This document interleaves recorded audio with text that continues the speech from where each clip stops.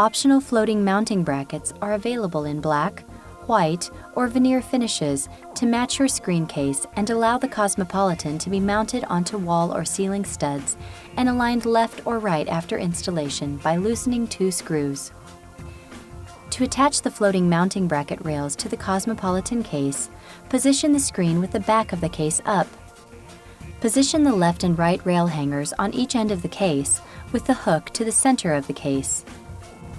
Remove the 2 screws from the end caps, slide the rail hangers over the holes, and reinstall the screws.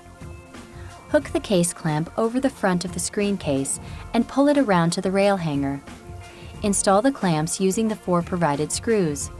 Your screen is now ready to hang from the hanger hook brackets. Hanger brackets are provided for installation to wall or ceiling studs. For a ceiling mount, bolt the L brackets to the hanger bracket using the provided hardware. For wall mounting, secure the 2 hanger brackets to your wall using appropriate fasteners.